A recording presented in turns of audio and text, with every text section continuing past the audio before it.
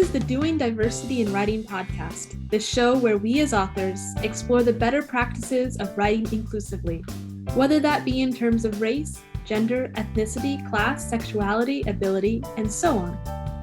Why are we here? To bring more depth and breadth to the characters in our fiction and represent them in the best way possible. My name is Bethany A. Tucker, and with me each week is my co-host, Mariëlle S. Smith. Ready? Let's dive in.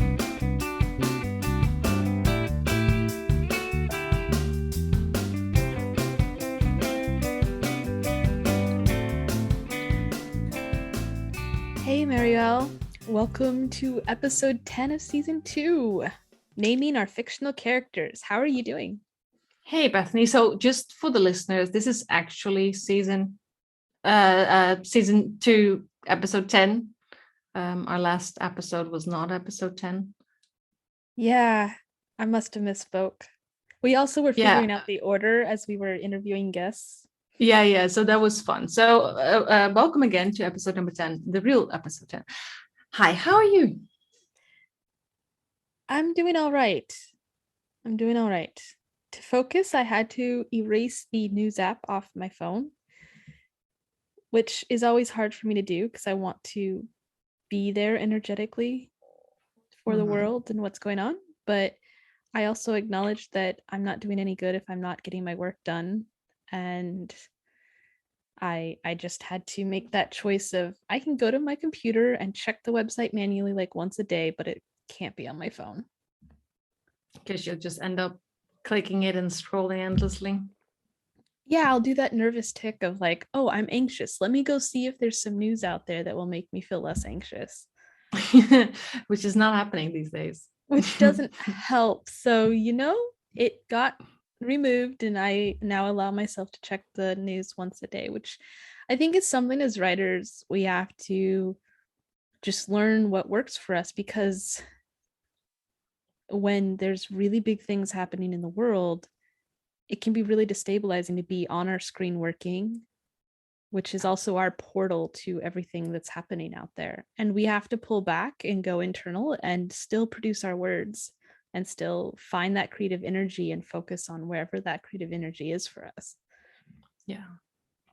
Yeah, just this morning, like last year when I started with my morning routine, like my first thing in the morning, like wake up and write, like before I start like my regular work day, I decided that I was going to keep my phone on flight mode. And I did that for like a couple of weeks. And then I stopped doing that. And this morning I was like, I need to go back because this is a crazy week for me work-wise. I got this rush job that I didn't want to say no to. I didn't want to say no to that. So it's going to be busy this week, which is fine. But it means that I also I need focus, right? So this morning I woke up, didn't turn on my phone because I do lose a lot of time, right? Yeah. So I completely get it. And actually reminds me, because I'm also like, it's hard. Like, I mean, the world was on fire, right? Let's not deny that. Like the world has not been not on fire for a while now, but it's sort of like the accumulation of all the things that are happening right now. And I was listening to this episode on Unlocking Us. So for those who know Brené Brown, that's her podcast. And she actually interviews Karen Walrond, who she interviewed before. She's the author of the Light Workers Manifesto, which is like on my to be read pile. And Brené basically asked her on the show because she was struggling. Right? There's so much. Brené Brown herself was struggling. Like, I feel like I'm not allowed joy. Like there's too much going on, and they have this really great conversation. So for everyone who is struggling right now and doesn't know what to do and whether it's okay to put yourself first and not look at the news for a bit, I really recommend this episode because it gives you, it definitely gives you something to think about, but it also puts it in perspective. And Karen Walrond is just, the way she says things, it just, it put it in perspective.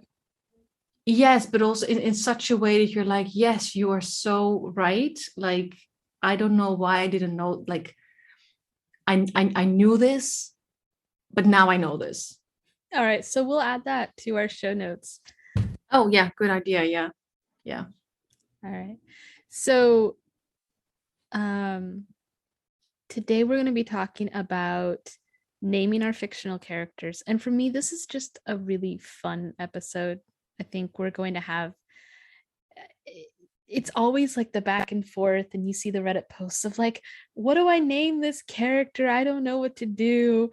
And then you have the, like, when I was first learning to write as a teenager, I was reading this book on like how to write, and it came to like naming your characters. And there was this one famous author whose name I forget at the moment, but he was a big deal back then. He was like, I don't name any of my characters until the book is finished. I just use a letter from the alphabet, and then I do, search and replace at the end of the document. And I was like, I can't do that. But no, I couldn't do that either. There are so many strategies, and they all kind of get us to the same place. So I think we're going to go through some of them, and then also in the context of diversity and race and ethnicity, contextualize, strategies for finding names within that. Yes. You think I covered it? Yeah, I think that's what we want to talk about today. So let's see how we're going to get there. So I would start by saying that it's really good to be creative, right? Like, I think for me, naming characters is like such a fun part of the process. And it can be really hard, right? Like sometimes there's this character and you're just like, you name them this, and then you're writing, you're like, there's just something not right. But like, this character is just not a ... whatever you've called them, right? Mm-hmm. So you changed it again. Actually, in my YA fiction, there's this one character who never actually makes it on the page. Okay. Right? It's like a character who haunts my main character. Mm-hmm. Like her old like psychiatrist. They're still a character though. Yes, and I still like I'm she's been named so many different things, and I still haven't nailed it yet, so it might still be changed. But yeah, that's when I do like Control F and just change them all. Yeah. But definitely, like, for me, this is really part of the creative process, and I like it when authors are a bit creative with names. But I would also say, like, first things first, when you talk about basics, you don't maybe you don't want to go so weird that no one knows how to actually pronounce it, right? Like, because you want people to talk about your book, and if no one can say the name or even remember how it might sound, yeah, it's like problem. If there are too many letters and they're in a weird order, it's just, it needs to be visually appealing to a certain extent. Yeah, there are exceptions to this rule. Like, I was reading a book yesterday where this happened. It was like a fantasy alien. Like, there was a character that was a demon in the book, a demon elf hybrid of all things. And his name was like 5 or 6 syllables long with like apostrophes in the middle and different, like, it was very demonic elven kind of hybrid name. And I have no idea how to say his full name, but he had a nickname that some of his closest people called him. And I could remember that. Like, it was 1 syllable and had like 1 vowel in it, very easy to say. And I will remember that. And that functions because there was a very good reason for him to have this long name. And no one can remember it. So the nickname works. Yeah, because that, like you said, like sometimes having like a really long weird name that fits certain character, and it also can fit like their whole personal story. Like, it can say something about their relationship to their parents or where they came from or whatever, right? So sometimes it just works. But yeah, if you shorten it or you use a nickname for that character, that just makes it easier on everyone, including, I think, your character. Yeah, like, I mean, potentially having a whole bunch of really long names is like a good way to have to print more paper when you put your book out. Yeah, it's actually, I'm thinking, you remember we interviewed Antoine Bandelet, and he in TJ Young, his TJ Young series, TJ's name is obviously not TJ. It's something that it's hard for me to remember now, because it really But fits you remember the character. TJ. I remember TJ, yeah, but it's really fits well with where TJ's family is originally from. Mm-hmm. And the thing is as well that, so it's two names. So of course he only gets the full name treatment when he's in trouble. Mm-hmm. And it's like everybody calls him TJ, but his mother will call him by his first name. Got it. Yeah. So that is something that if you do that well, that can come, that just gives so much layer already to how your characters function, where they come from, how proud they are of their roots, etc. Honestly, naming our characters, especially main characters, is world building. And we just have to remember that. Yeah. So yeah, absolutely. Yeah. So I was just gonna do it like a personal little anecdote. go That for it. this doesn't only go for like the weird long names, right? That nobody can pronounce. Like, would you say that I have a rather common surname? Your surname is so common that we use it for people who don't have a surname. Exactly. So I mean, I remember that my brother at one point in Las Vegas was trying to get a hotel room with two of his colleagues. One of them was a guy and one of them was a woman. And the very unprofessional girl behind the counter was sort of like sniggering because his name is Smith. And apparently that's the name you give when you book a hotel room. Oh, yeah. Right. So he got really pissed off. It was like, because she didn't need to see his passport or something. And he was like, almost like sort of like throwing his passport at her, because she was just, of course, it's super unprofessional, because she was just giggling. But he was just like with two of his colleagues. And she was probably envisioning what we're going to get up to together, the three of them, in a room that had enough beds, right? Because it was a large room.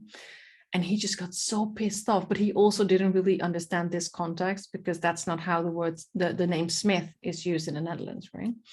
So Smith, very common. But I grew up with that name in a country where people kind of spit in your face when they try to pronounce it properly. Like the Dutch don't do the THs really well. It's not fun. So I grew up thinking my last name was Smit without the H, which is a very common Dutch name. It means the same thing. Okay. So I always had to spell my last name, right? So I have probably the most common English surname in the entire world, but I always had to spell my last name, right? Because otherwise people would just not add the H, because it's not common.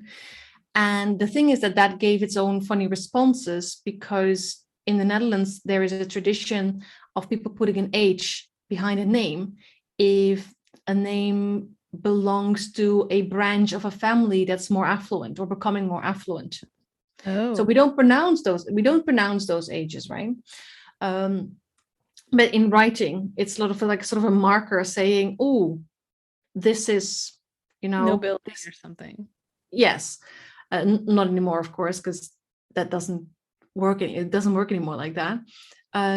So people were always saying, oh, so you're from the rich branch. And I was like, no, I'm from the very poor, like lower class Scottish branch, but thank you. Yeah, so I'm just to point out that that's also something you might want to think about, right? Like that, how names are adapted in different contexts, even simple names like Smith. To be honest, I thought that you just picked a common English surname for your company to be understood outside of your country of birth. I wasn't sure for like the first 2 years that I knew you that was your actual name. I was like, oh, she probably picked a name that was easy for other people to say. I didn't realize it was your name. I thought it was a moniker. No, my last name is actually Smith, right? So this is the thing, like you might want to think about how certain accents might not exist in a particular environment, like really try to teach a Dutch person to say the TH, right? It's fun. And you might want to bring an umbrella. It's really hard to say th if you're trying to teach almost anybody in Asia how to say Bethany, which is my first name, which is why when I'm in Asia, it doesn't matter which Asian country I'm in, the ones I've visited or lived in. I just say, call me Bethany, because no one can say Bethany with any approximation of ease. And Bethany has syllables that appear in Korean and Japanese and Chinese, or at least close enough that it's easy for them all to say. I don't even try. My name's Bethany. Yeah, so that when you are naming your characters, you want to think about where they are, in which part of the world, because that can influence how a name changes, both in how it looks. Like, for example, I'm thinking, what if you're writing about a family who moved from an area where they have like a different alphabet? Yep.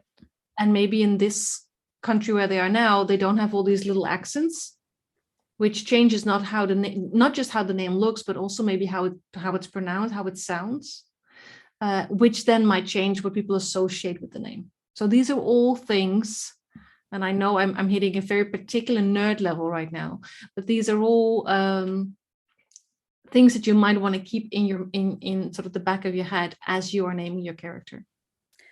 In my own family history, my maiden surname is Flaherty.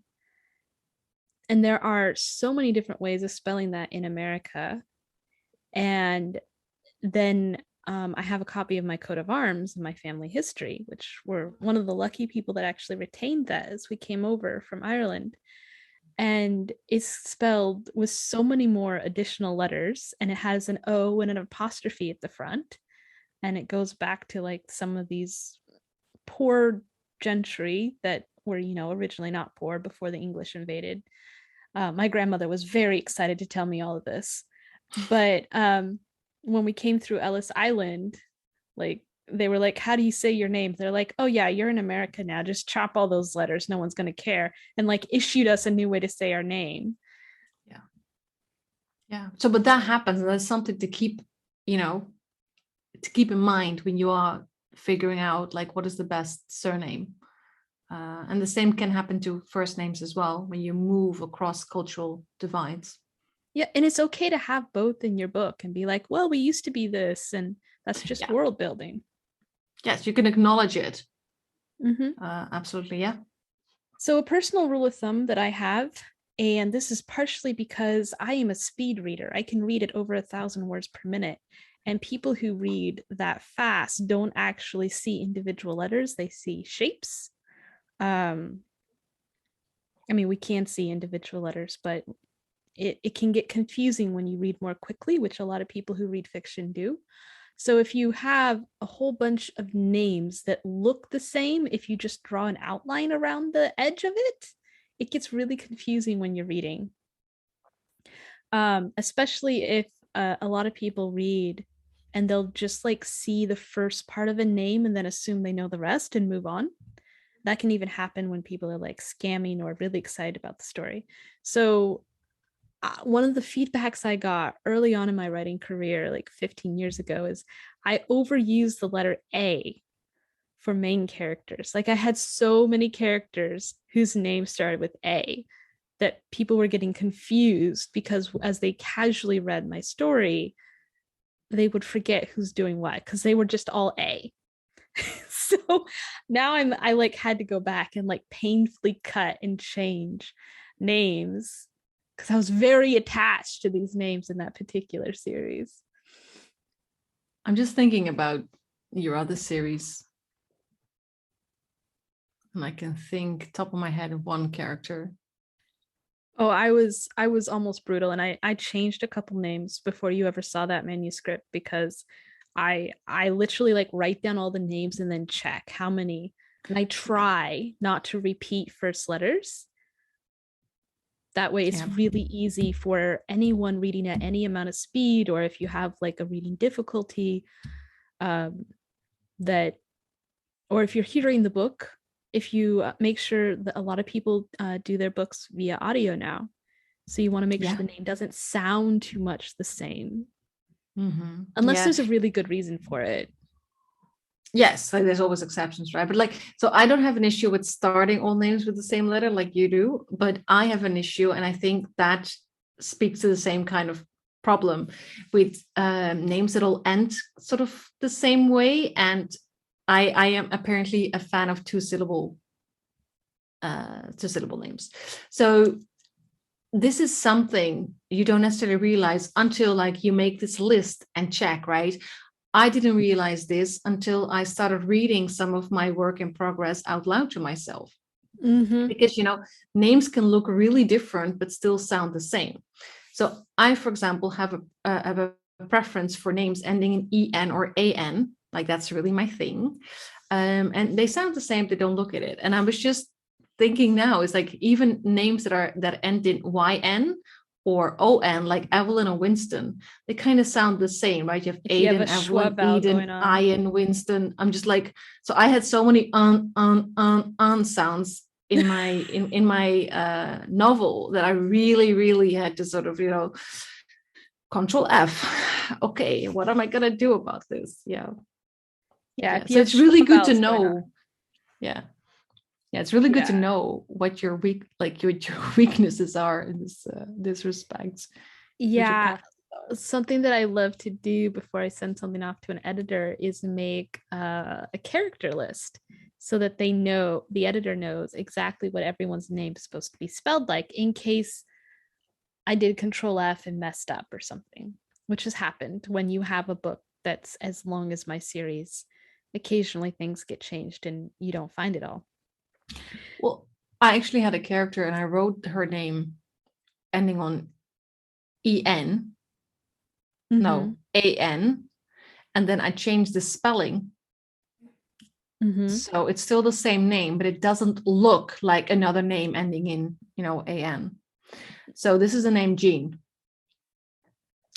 So I did Control F and I changed all Jeans, JEAN, to Jean, GENE. But did you do the apostrophe S version of the name as well? I did that eventually, yeah. But my first problem is that people wear jeans.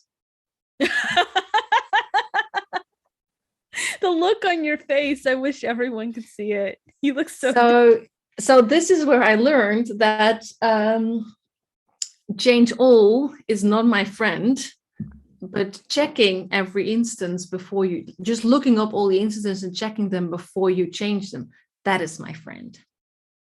Yeah, because that gave you, and the thing is, when you read it after, you're like, this is the weirdest spelling error that I've made. And it took me a while before I realized, oh shit, yeah, a couple of days ago, I hit like change all on this particular name. So now everything that has the word jeans is just, yeah. It was fun. So one exception to the rule that we talked about before we started recording is things like family names that get passed down. So like father, sons sharing names, which happens a lot naturally. Yeah.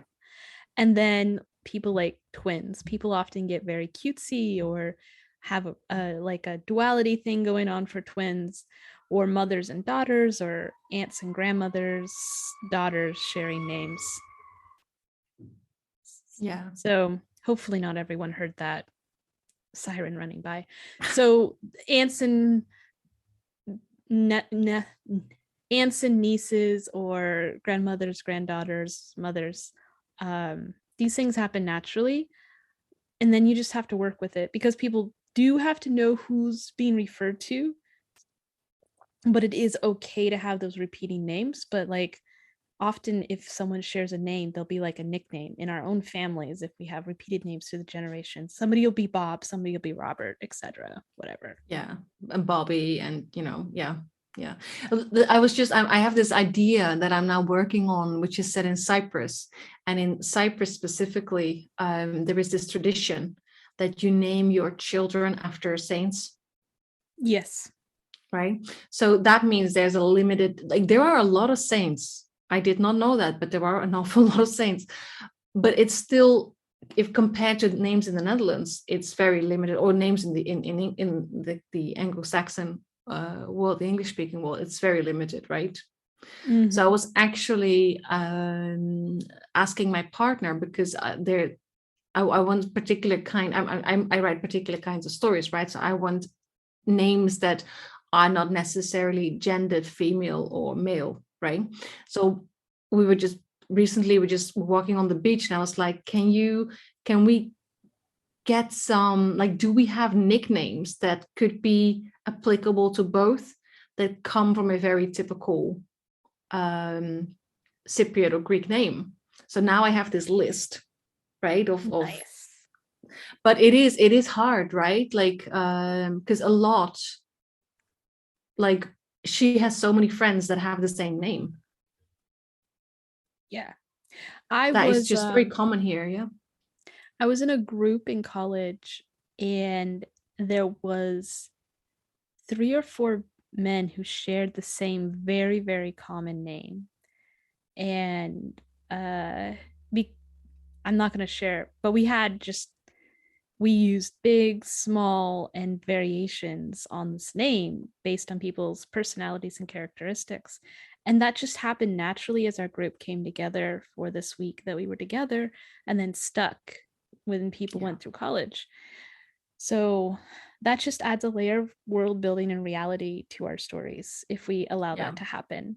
I know some people would be like, don't have anyone share names. Well, that's not always going to happen. Like, I had an editor, well, it wasn't an editor, I think it was a beta reader actually, who was like, oh, these 2 people, like, you've repeated this name.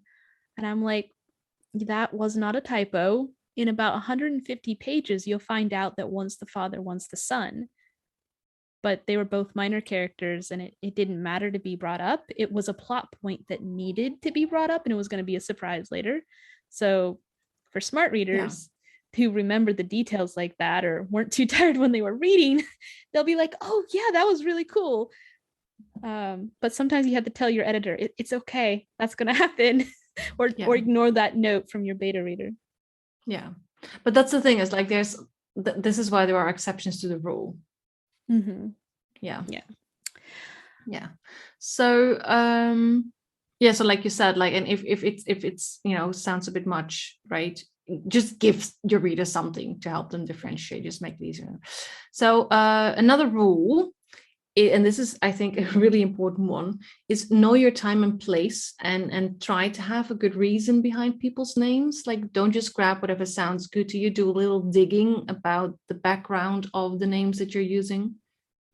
Yeah, this becomes very cultural. Like you just said, you were asking about in Cyprus, people use saints' names. If you are in certain Catholic families, no matter what Catholic version or flavor you're in, like the Irish Catholics in my family, they really wanted to name all of their children after saints as well.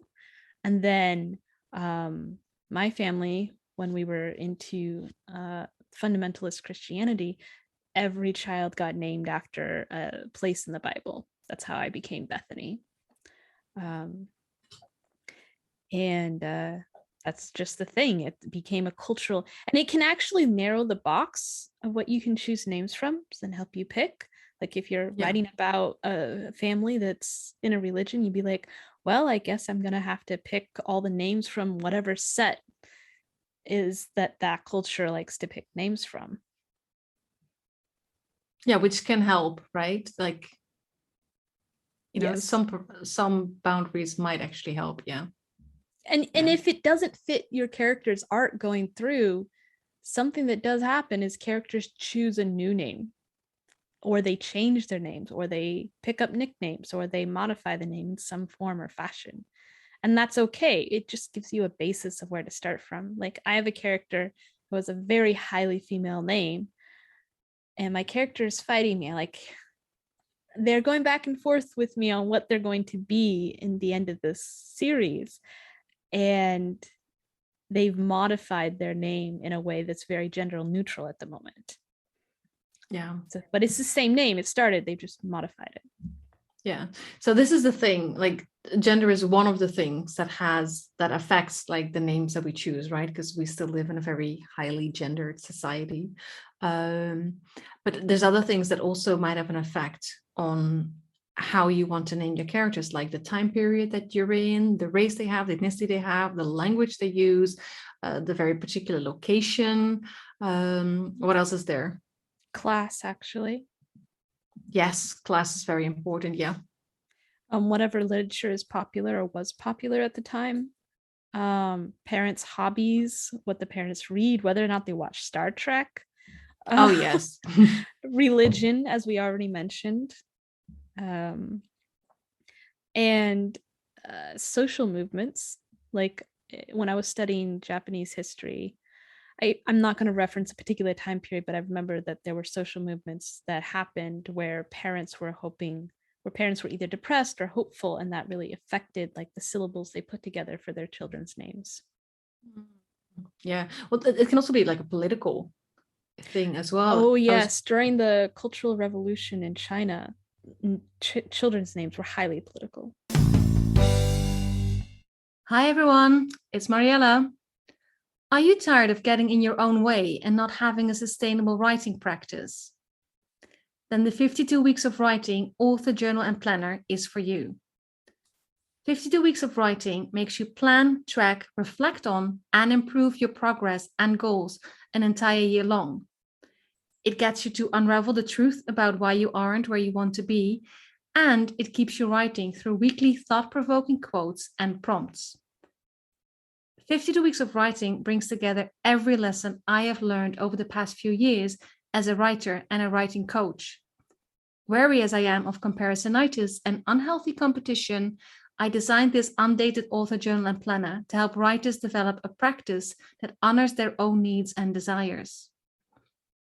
If you're ready to become the writer you were always meant to be, go to mswordsmith.nl/journal and order your copy today.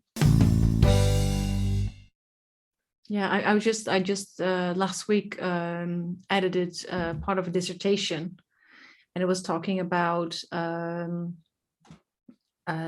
certain classes in Turkey using like names from the Quran, but also like naming their children after the current president. That's that kind of stuff, and that sort of, you immediately know where they're at, right? Like what they believe in, or at least their parents, because you got to go back in time. People live through things.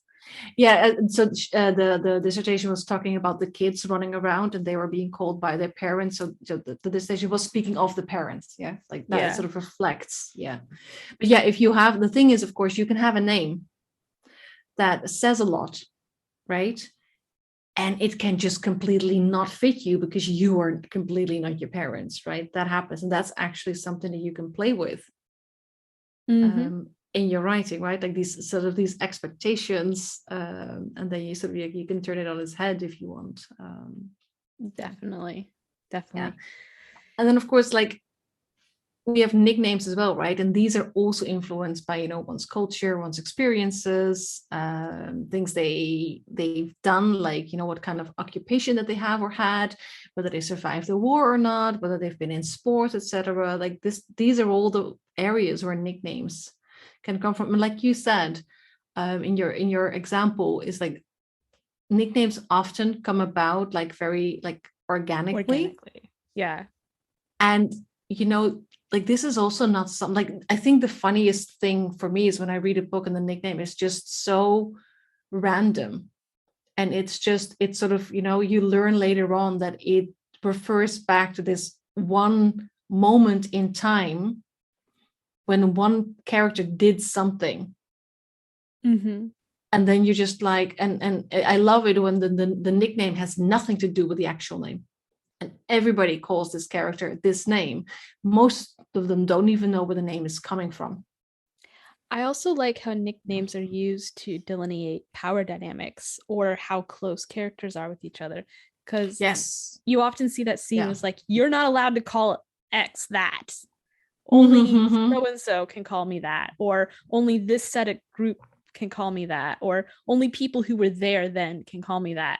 And then your naming becomes very organic.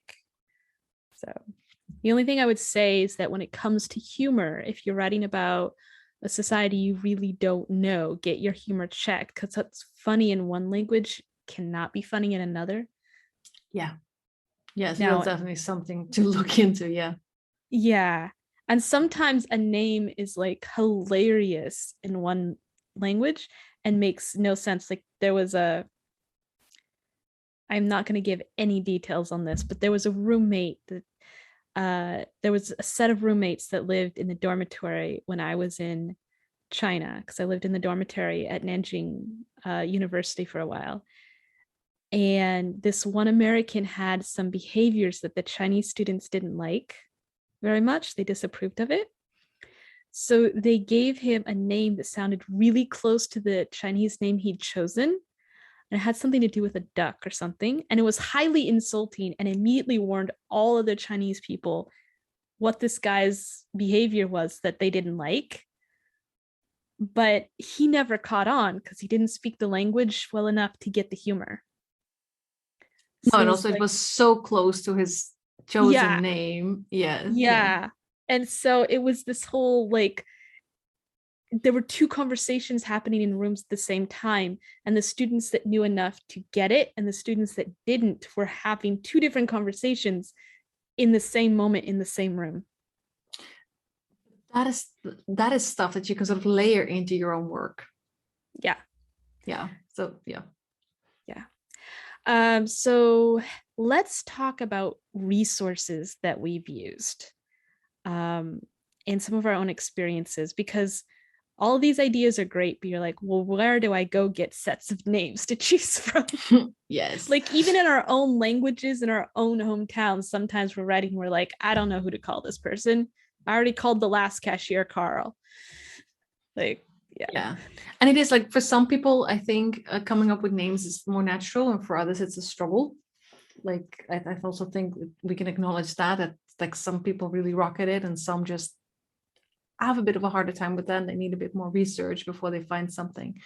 But one of my favorite resources for first names is the Think Baby Names website. And I've used it. Yeah, I find it especially useful since it allows you not just to search for names, like full names, but you can also click like names that start with, which is great for you. Names that end with, which is great for me. Names that contain, right? If you want to have like a certain particular sound in it or whatever, or a particular meaning in it. And then there's also a box you can take that searches for meaning and etymology. Right? Like if you want all your characters, because they are from a particular region, they all need Hebrew names or Greek names or Old English names or Welsh names or whatever, you can just look for Welsh and click that. And then it just gives you the list, right? So what it does, it gives you just, like I said, like endless lists of names, associations, meanings, variations of a name, similar names, popular alternative forms, and also how popular the name is or was. And the only caveat here is that the popularity charts are based on the US. It's a US website. Yeah. So if you want to know how common or uncommon a name is in a different context, or whether it potentially means anything problematic or unpleasant, you'll have to search the internet for that question. You have to dig a little bit further. Like, for example, you find the name Winston and you're like, oh, I love this etymology and what it means, but I'm writing a character in South Africa. How popular is Winston as a first name in South Africa? So you just go on the internet and you just ask that question to the internet. Yeah. I really appreciated the advent of the internet because I was writing long before the internet was this helpful. And what I did is I actually bought a rather big book. It took up a lot of my luggage at the time because I was traveling out with like one suitcase. A baby name book. Oh yeah. And it was like, 2 inches thick, really solid. But it was absolutely amazing. And I took it all over with me until it got lost during one of the moves. Thank you, Customs USA. But they just totally took one of my boxes and said it had never arrived. But anyway, neither here nor there. So this book had historical origins and languages that the name came from, and then all the variations in different languages. And I actually love the fact that, and I look for this in my online resources now, is that you can find a name and then find all the different ways it's said or used in other languages as well. Yes. And then as you're writing, if you're like writing someone who's traveling or something, that might even come in handy. Or you can be like, I like this name, but this person's family is German and the name came from England. Well, look it up and see if it ever transferred. Look it up and see if it ever came over. There's so many different variations of like John in different languages. Yeah, but I used to go actually because I grew up in the same street as the library. So I actually went to the library and looked at their baby books. Nice. When writing. Yeah. So I did the same. I just sat down with my notebook and just, flipped through them. Yeah. I did that until I started traveling, and then there were no libraries in English near me. So you had to have one. Yeah. Not one of my problems. Yeah. Family heritage websites are also useful, especially if you're looking for surnames. And then I would just say a caveat on surnames is that you don't always need them. Yeah. And not everyone had them in certain time periods. And sometimes, especially even in modern times during war and stuff, families will change a surname. So you can think about that when you're world building. Or change, like some German families in the US dropped their German surname during a certain era of history and picked a new one that was vague sounding or from a different branch of their family or something. Yeah, or change it, like drop a few things so that it becomes more anglicized. Yeah, so absolutely. I also like, once I've picked a name, especially if I'm doing more modern stuff, I'll just Google or Wikipedia it to see what's showing up, because I forget what name it was, but I liked this name for a character and I was like, okay. And I ran it, and then I realized that this particular name was like associated with a really big crime, horrible trial or something. And I was like, well, I don't want that to show up in the Google search results at the top for my book. I'm going to pick a name that it's at least spelled differently. So I shifted my focus on that name. Or I realized that this combination of name was like a real person that was doing something. And you can't entirely avoid that, especially if you have a last name like Smith, but you can play with it. Like, make sure it's not number 1 or 2 on Google search results. Can be helpful. Yeah, because I remember at one point I had this name that I really liked, and then it turned out that it was like a serial killer. And also the last name that I chose kind of fitted. And that could, like, if you're writing a villain, go crazy, right? But I was not writing. That was not for my villain. So I was like, okay, let's take a step back and try this again, because I don't. So yeah, and this is like, I'm not saying that you have to care about that. You don't, right? Actually. But for me, I'm like I said, like, this is a different nerd level for us, like the whole naming process. For me, it's really something that I just want to feel good about it. And I honestly spent like 5 minutes on that. Like, I Googled it. It's really fast. You could just take all your character lists, Google them really quickly, and decide, oh, I really don't want that associated with my book, or I don't care, and move on. And actually, while you're on Wikipedia, it's also great. Like, if you found like a name, if you have like a diverse character, let's say you have a racially diverse character, and you want to make sure, or you want to check how many people are actually of that ethnicity or race or culture that have that name, you can actually go on Wikipedia and see how many people are there who have that first name or last name or the combination. It's also a good way to check yourself to make sure that you didn't subconsciously steal a real person's identity. Because sometimes we can like just pick up stuff and be like, a doctor, give me a good name for a doctor, and realize you use the doctor down the street. Well, that is actually, I would say that is less of a problem than picking somebody who's just picking a name that belongs to a famous person, because that's something people are going to pick up on. But yeah, it is something you might want to keep an eye on. Also, especially if let's say you've come up with a new combination, but you realize that the 2 names you picked are like the most common in a particular culture. Which actually can happen a lot because they're the ones you hear the most. If Yeah. you're not really familiar with that culture, you won't even realize it. Yeah. So you might want to, change it up a little bit. Yeah. Yeah. So for me, I also like behindthename.com. Okay. Yeah. So they have their website for first names, and they also have one for surnames, Which is super helpful if yeah, you so include surnames. Yeah. So I'm definitely going to include, because they're two separate links. So I'll include this in the show notes. But you know where else I look for inspiration, like especially when it comes to surnames? Yeah. What is it? Because Film you credits. told me and I was like, that was weird, but actually really smart. Film credits. So just watching the credits. Do you ever have to like stop it because they roll by so quickly? No.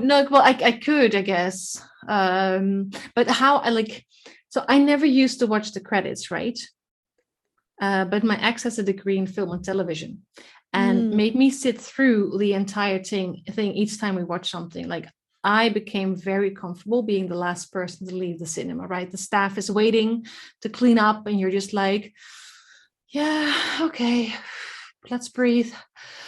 But this is a great place to look for names, because there are so many people involved in filmmaking, and like on all the different levels that, making a film. So we're moving beyond like the famous people who are actually on the screen, right? And these people come from all races and ethnicities. So I found out, like, as I was sitting there, trying not to panic, because, I felt really the social odd. pressure. Yes. So for me, I just flipped it for myself and just like, okay, I'm just going to see if I see anything that's useful for any of my books.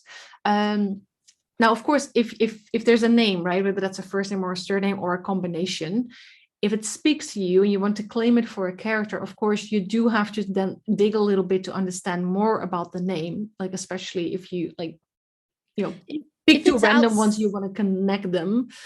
Yeah, if it's outside of your realm of knowledge, then do more research. But we're not saying you have to research Smith. You probably, if you're writing in English, you probably don't have to research the history of Smith. No, it's a funny history, criminal history, but no, you don't really have to. In Scotland anyway, but no, you don't have to do that. Yeah, so if that's within your range of knowing, yes. But if you are looking, especially if you're looking for inspiration for how to name your more diverse characters, racially and ethnicity wise, do then write them down, and then come back to them. Yeah, look them up. And honestly, looking something up is usually like 5 minutes. None of this researching names rarely takes very much time. We're talking a lot about it, but everything we've said, like, I've honestly worked through like a list of 10 names to set up a story in like an hour. Once you know the websites, it's really easy. But that's the thing, like we say we research, and it sounds like we have like 20 books on our desk, and then we have like 3 screens open, 27 tabs in each, and like that's not the case, right? No, it's really not. These it's like a days, notepad in a Google. Yeah. These days it's really easy to just go like, okay, so that's not gonna work. Oh, how about this one? No, it used to be like, when I was a teenager trying to research names, it was like, Mom, ask 2 weeks ahead of time. Please give me 20 minutes of the library. Bring extra bags for all the books. And then like indexing. It would take forever. And now I can do the same work better and faster. It's like 5 minutes. Yeah. All right. Yeah, so don't worry about that. Yeah, no, everything we're talking about is really easy to do. That's why we said this was going to be our fun, quick episode, but we're still talking. Yes. We were going to touch on a few more things for choosing the right surname, especially how they're passed on in specific cultures. Yes. So we're quite used to living in a patrilineal society, right? Which means that children often automatically receive their father's last name. You have your dad's last name, I'm guessing. Until I took my husband's name. Yes, of course. Yes. So that's also patrilineal, that we take our husband's name. It is, but I actually took my husband's name because his family name is matrilineal. And if I didn't take it, then he'd be the only one who had it anymore. And I didn't want that to go away for his line. and there's so many Flahertys because I'm one of 8 kids. I was like, it's okay. Bethany Tucker works, really well. People know how to spell that. Yes, you don't have to. So I took asked, his name, but it was actually something my husband and I discussed whether or not I would do it. Yes, and when I had my, I was never married, but I was in a civil partnership. So what we decided was to both add the other's last name to our. Yeah, you talked about that in another episode. Yeah. So this is something that you also want to keep in mind, right? But to talk about like passing on, like you said, like in matrilineal societies, children might automatically receive their mother's last name, right? This is something you have to look into depending on the culture that you're writing about. And also, and I ran into this when I was living in Asia, in some cultures, the surname or the family name comes first and the personal name comes second. Yes, I remember when we were younger, and like the World Cup was on, so I'm talking soccer now, that this completely confused us. Right, and that also actually it took a while before I also remember that the people who were, I don't know how you call them, the people who were talking through the thing. The commentators? Yes, that's the word. So there was also a shift there that they understood that was a level. Right, like especially like when they're like playing against Korea, for example. Yeah. Right, there's this. Yeah, so this is something that I learned as I was watching soccer. Yeah. So sometimes people's surnames are first, and then in some cultures, and I learned this, some Mexican families, or most Mexican families, I'm not exactly sure, but at least the ones that I'm related to, the children receive a hyphen of mother and father last names. In Spain, that happens. Yeah, so that's one way that surnames can also be done. Like, you will always be a hyphenation of what came before. Yeah. And then another thing that I've seen is in some cultures, it's not traditional for the wife to change a surname, like ever. So the husband and wife will not share a surname, and that's just part of it. So it's something that is so ingrained in us that it's like the sky is blue, you don't even see it. Yeah. But it's a question to ask. And also, like if you have a minor character coming into your story, they may not even mention it at first. Like, they may have adopted or adapted to the culture they're in, and then if like your main character becomes closer to this minor character, you'll find out that it's, oh, we adapted it, like it's actually this. Yeah. So there's layers, and just ask like, where does the surname fall if you don't know the culture well? Yeah, and this is something, and this is why I specifically wanted to bring up this point, is that, like you said, like this society that we like, this patrilineal idea of doing things, sort of this Western idea of way of doing things, that's so ingrained in us that we don't always know that there are other ways of doing this thing. So when you are building a world of your own, it's really good to know that there are other options out there, and also you can create your own options. Like in my fantasy world, so I'm trying to create this sort of more equitable world. So in my fantasy world, women pass on their last names to their daughters, and men pass on their last names to their son. Right? Interesting. That's how they do it. And then my main character carries her father's last name for a reason she's going to find out in the first book. And that actually leads to all kinds of awkward and uncomfortable situations, because that is not how that is done in the culture. Right? So why do they do so? Why it's about standing out, not fitting in. That's the whole theme of my book.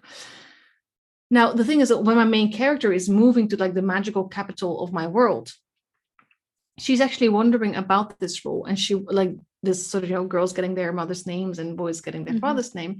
So she is wondering what that means for those, and this is actually a quote from my work in progress. For those who are somewhere in between, or those who had two moms or two dads, or realized they weren't a girl or a boy after all. Yeah. So she is, and I think that's actually the first chapter. That's what she's wondering about. Like, how does this rule work then? So what happens in the book? So I have a complete, like I said, like my nerd game on naming is like of a totally different level. So I'm gonna get into that a little bit now. So please bear with me. You're just gonna see something like another aspect of my crazy.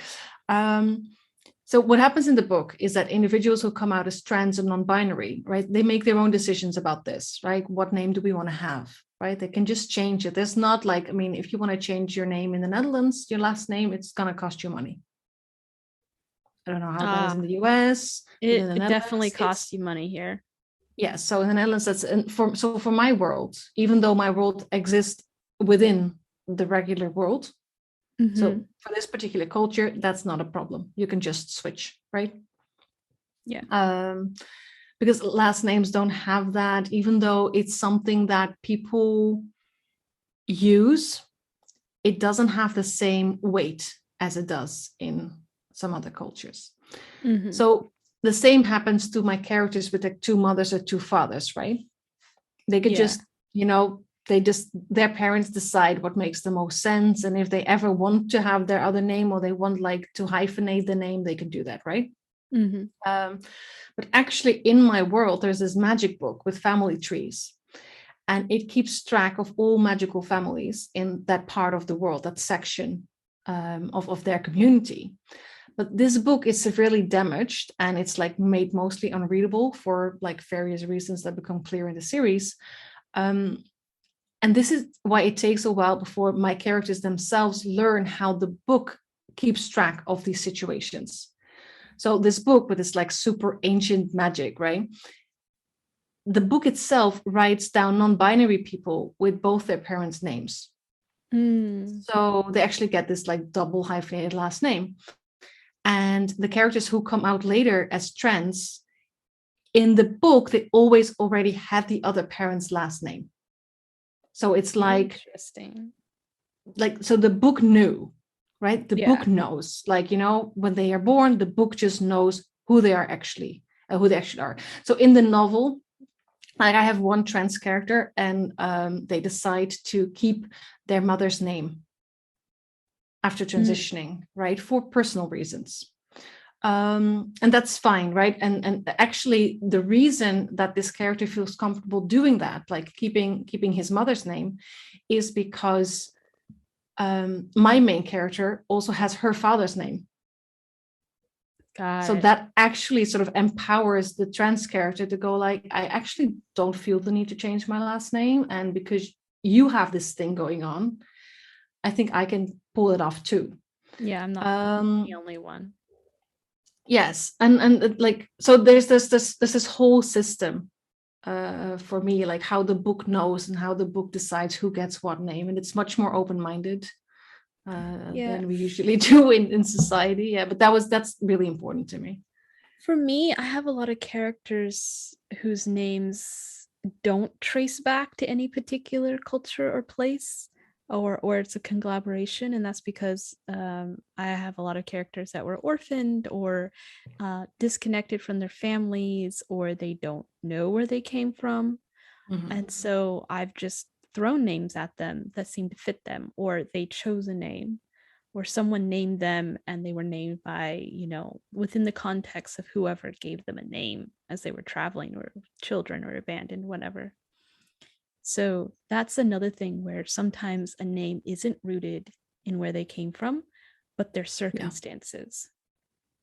And a lot of my characters in the series I'm working on right this moment, they don't have a surname because they just don't come from an established family line, or they're royalty. And so it's like, John of X Castle, and everyone knows, oh, they're the leaders of that tribe or whatnot. Yeah. And like, I have another character in a different series, and the main character doesn't have a surname, but when she starts traveling through social circles that expect a surname, she just takes the name of her teacher and says she's of the house of, and then her teacher's name. And she borrows from her history to create a name because she didn't have one. Yeah. So these are all things to keep in mind. Yeah. And it depends, on the world you create as well. Like for your world, that absolutely fits. Yeah. And translate all that to like there's genre expectations. Like a lot of romance books you read, people have surnames, but they don't play a big role unless there's like a family drama in the plot. So it's more important to have like, you can have a very complicated, difficult to say surname, but in romance especially, you always better be able to say the main two characters' names or three characters' names or whatnot. So just know your genre as well. Yes, like for me, like all these names, they have a point to it, right? Like there's a lot of plot points connected to the naming business and that book.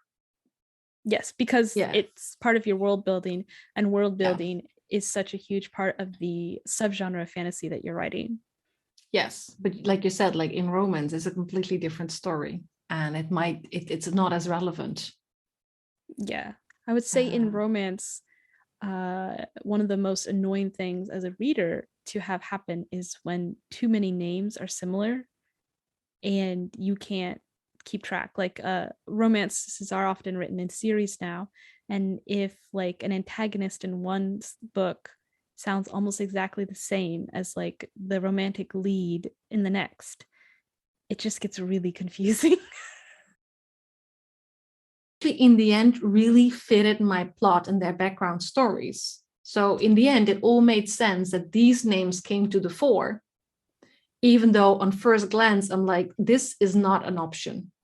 They cannot have this. I'm specifically talking about three characters. Like you cannot be related if those are your names. But I worked it out, and now it fits, and it's becoming this whole thing in my work. Like it's becoming this whole joke. Yeah, I will say, I kind of referenced this earlier. Sometimes an editor or beta reader will come back after reading your first 5 chapters or something and be like, you can't do this with this name. And you're like, well, just wait till chapter 10 and it'll make sense. And that's okay. Not everything has to look right or look like you did your research correctly right at the beginning. Leave those Easter eggs, those surprises. That's good storytelling. And it's also more fun for you and the reader. Even if someone yells at you at first and then they get it and they'll be like, oh, okay. Yeah. And that's, I mean, for me, those are the things that make me love a book instead of just like it. If that's done really well. Yes. I will say if something entirely doesn't work, but the character's insisting that that be their name, you can play with the spelling. You can play with it being a nickname. You can play with someone from a different culture giving them that name. There's a lot of ways to like just dig a little bit deeper if that has to be their name and keep trying. Yeah, because I think usually there is if a character is like this convinced, there usually is a reason why they're named like that. Like I'm thinking of Cassandra Clare, who I usually think of because like her world is just filled with great examples. She has this family and they all have these really like Latin sort of ancient sounding names, right? So they pop up in another series. And then you're like, who named these poor children, right? Because these names are not common, right? Yeah. They're like, I mean, they're awful, right? Like, that's how I perceive them. But then, you know, in the next series, it is actually about this family. And then you learn about their father. And he is sort of like this kind of, they were like a warrior people, right? But he's more of like a book person. So he's crazy about ancient times. And they have like, they're in like Los Angeles and like in the desert. And they have this sort of statue garden with like, you know, all this sort of like statues from ancient Rome and stuff. So this guy has a thing and he's not entirely there. But then you're like, oh, it makes sense now. But at first I was like, what happened there? Like as a reader, I was like, am I supposed to remember all these?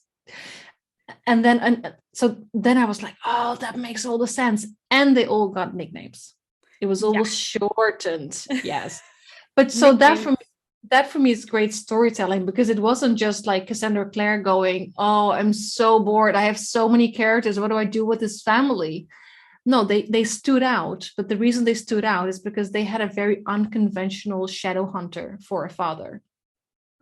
And that translated into them having these weird names that, yes, people had to shorten. So that's just fun. It's fun to color our worlds. Yeah, in this way, yeah. So I'm gonna call it, because I think we're both running out of time today, and I'm glad we managed to have like a lighter, more fun episode. Yes, and I'm hoping this gives people a lot of stuff to think about, and also some encouragement to, just start exploring really and if you have creative names. If you have a fun or creative story about naming a character, write in and tell us about it. We would love to hear it. Oh yes, I would love, That would make my day. Yeah, all mine right. As well, yeah. See you next week, everyone. Yes, I'll talk to you next week.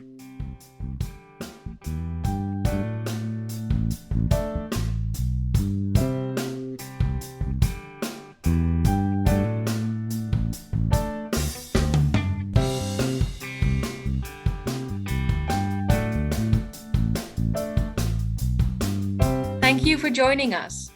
Music for this show was written and produced by Eric Mills. If you found this episode helpful, please rate and review on your favorite podcast app and spread the word so other writers can find us too.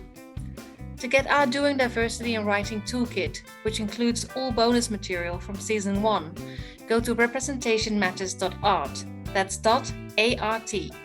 Here you will also find our episode show notes. Happy writing, and see you next episode!